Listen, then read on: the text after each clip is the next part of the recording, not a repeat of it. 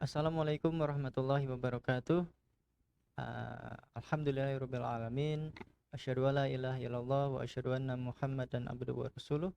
La nabiyya wa rasula ba'dah. Alhamdulillah kita masih diberikan kesempatan umur oleh Allah untuk bisa menikmati bulan suci Ramadan yang ternyata sebentar lagi akan kita tinggalkan.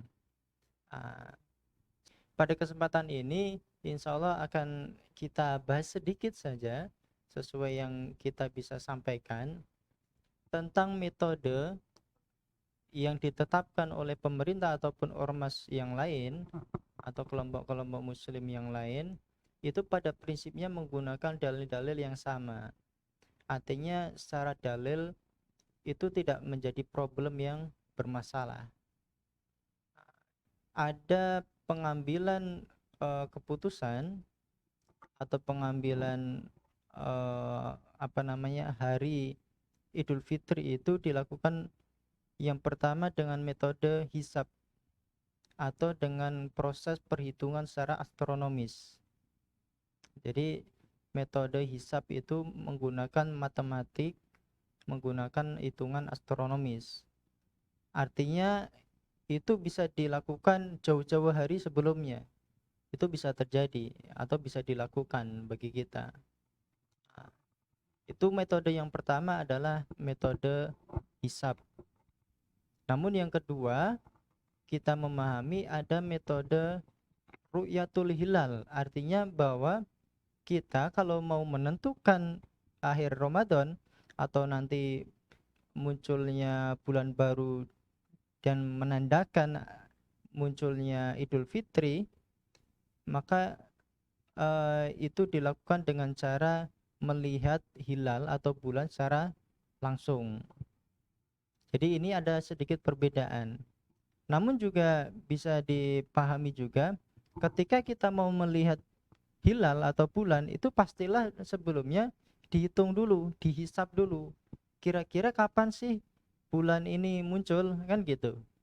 Artinya bagi eh, kita yang menggunakan metode ru'yatul hilal sudah satu paket lah gampangannya sudah satu paket termasuk hisab juga digunakan dan yang kedua ru'yatul hilal pengamatan secara langsung juga digunakan.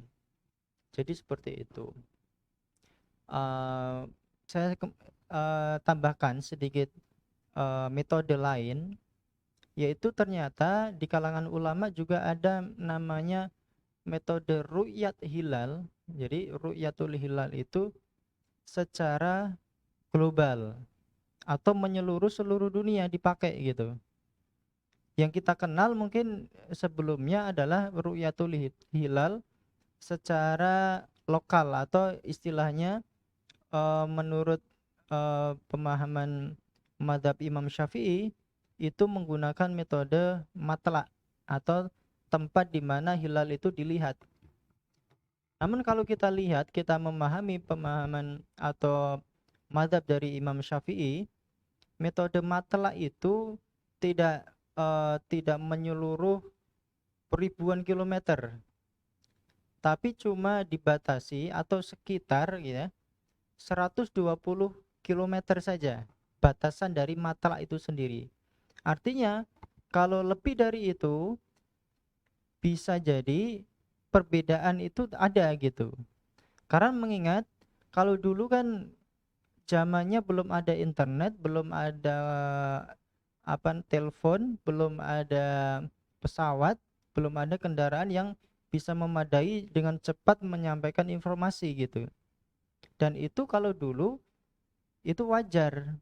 Tapi bagi sekarang jangankan 120 kilometer, beribu-ribu kilometer saja bisa dengan mudah informasi itu kita dapatkan gitu. Hanya dengan duduk dengan muka internet atau telepon itu kita sudah bisa mendapatkan informasi lebih akurat, lebih jelas gitu. Nah, itu perbedaannya. Artinya maka tadi ada muncul pendapat ulama menyampaikan bahwa ru'yatul hilal itu tidak sebatas ru'yat yang sifatnya lokal, tapi juga bisa bersifat secara global gitu. Jadi seperti itu. Jadi ada 3 metode kalau kita bisa gambarkan. Yang pertama metode hisab. Ah, jadi hisab kemudian dihitung secara astronomis. Dan yang kedua ada metode ru'yatul hilal, melihat hilal atau melihat bulan secara langsung sesuai matlaknya masing-masing. Jadi seperti itu. Yang ketiga adalah metode ru'yatul hilal secara global. Global artinya menyeluruh seluruh dunia, diamati. Jadi tidak hanya sebatas wilayah tertentu saja, atau misalkan di Kalimantan saja, di Jawa saja, Sumatera saja, atau di Malaysia saja, tapi menyeluruh gitu. Secara astronomis gitu ya. Ini saya mau bahas sedikit secara astronomis bahwa bumi itu kalau dalam pembahasan geografis itu ada lintang ya, ada garis lintang, ada garis bujur. Dan kita pahami namanya bumi itu berputar dan juga bulan itu juga berputar mengelilingi bumi, kan gitu. Sementara ketika bulan itu berputar mengelilingi bumi, ya, pastilah dia akan beredar pada garis bujur yang sama. Artinya gini, ketika misalkan di Kalimantan ya, di Kalimantan Tengah misalkan, kota Pontianak, ketika ditarik garis lurus, garis bujurnya, itu nanti misalkan dia lurusnya adalah kota Semarang misalkan. Maka kan secara otomatis wilayah yang dilewati dengan bulan itu kan sama. Antara Pontianak dengan Semarang misalkan juga sama gitu kan. Ngelihatnya yang sama gitu, melihat bulan yang sama gitu. Harusnya tidak ada perbedaan di situ. Nah, tapi yang kadang menjadi problem itu ketika misalkan wilayah Kalimantan berbatasan dengan Malaysia, ya. Malaysia dengan Kalimantan itu tidak ada batas yang signifikan, bahkan ada kasus rumah gitu ya, rumah salah satu warga atau mungkin banyak juga yang lainnya di daerah misalkan di Tawau dan mungkin yang lainnya juga ada gitu ya. Di satu sisi rumahnya itu wilayahnya Indonesia, di satu sisi lain ternyata wilayahnya masuk ke wilayah Malaysia. Lalu ketika misalkan saja Indonesia menetapkan nanti Idul Fitri misalkan ya, tanggal 2 ya misalkan, sementara Malaysia misalkan ternyata tanggal 3. Lalu si rumah ini harus ngikut yang mana kan gitu. Jadi itu menjadi problem. Padahal kalau dilihat secara astronomis, semestinya apa yang dia lihat, ya kan harus melihat bulan misalkan, ru'yatul hilal itu. Dia melihat pada posisi itu dan pastinya sama gitu. Tapi ketika ada perbedaan keputusan, yang satu keputusannya A, yang satu keputusannya B, maka ini menjadi rancu. Artinya menjadi kebingungan bagi masyarakat secara umum gitu. Jadi ini menjadi problem bagi kita. Maka dari itu sependek pemahaman yang bisa kita pahami, semestinya kaum muslimin itu bersatu.